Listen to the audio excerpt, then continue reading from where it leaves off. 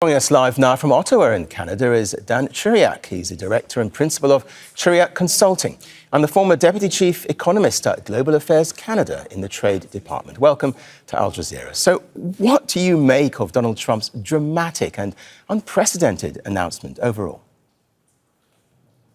It's, well, there's an awful lot there to unpack, but let me start with the North American part. And Canada and Mexico were not part of this package, so they remain under the original punitive tariff that was just discussed of 25%, but not for products that are compliant under the USMCA agreement. And by that, I interpret that products that enter the United States with a certificate of origin that complies with the rules of origin of the USMCA are not subject to tariff, and that includes all of the automobile trade pretty much. One thing that I would note is that there's an awful lot of trade that formerly would cross borders into the United States under the WTO Most Favored Nation or MFN treatment, where, for example, MFN tariffs are zero. These will now have to actually, I believe, have to have a USMCA certificate of origin. And that's costly, and that's going to raise the costs for North American production. That's the first thing. The second thing that I take from this particular announcement, of course, is that the developing countries have been hit by very, very large, high tariffs. And that will have geopolitical ramifications because these countries are the poorest in the world. And the notion that they have been getting rich on the back of American workers is not very tenable, and I don't think that this is going to play well in the rest of the world. So we will see, I think, tectonic shifts in international relations as a result of that. The third thing, of course, is that there's going to be retaliation.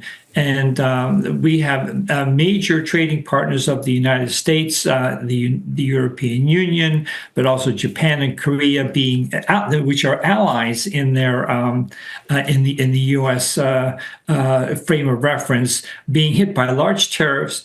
And interestingly, I don't believe that Russia, North Korea were hit by tariff, or Belarus were hit by tariffs here, so which is very, very amazing to me.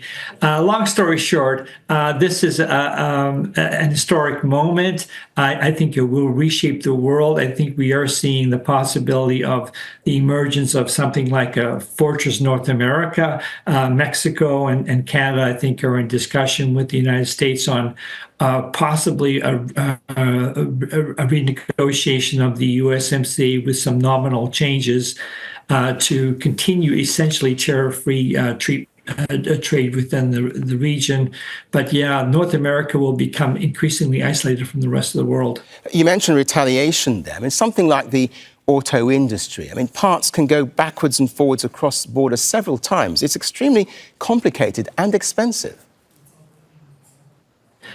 Within a North American context, the statement was made by the United States that there would be no duty drawback, there would be no exemptions for intermediate products that were incorporated into larger products like finished automobiles, and that would have made the North American production absolutely prohibitively uncompetitive with any imports from Europe or Japan or Korea, even with a 25 or 50% tariff, because that the tariff would accumulate within North American production systems. So the exclusion of North America is a critical feature of this.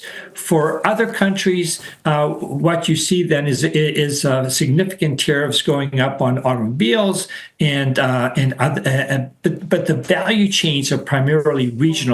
So there should be less of an impact on global value chains than there is on the regional value chain, which is being safeguarded by the exclusion of Mexico and Canada from this particular measure. You mentioned other countries there. I mean, in the rest of the world, how equipped are countries like China and India to absorb this? Well, China, of course, has already been subject to very high tariffs and has substantially reduced its reliance on the U.S., direct reliance on the U.S. market, almost by half in terms of percentage of its trade.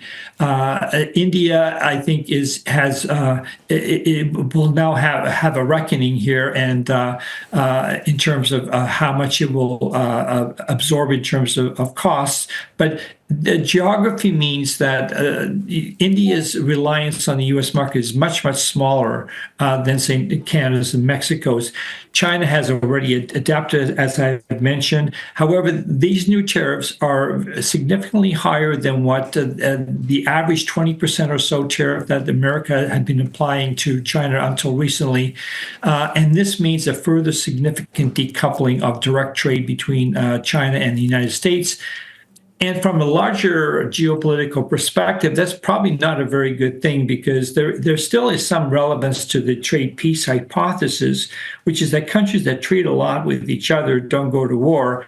And of course, if you fully decouple, then you reduce the cost of going to war, and that just raises the probability of it. Dan Ciuriak, we appreciate your insights. Thank you. Thank you very much for having me on.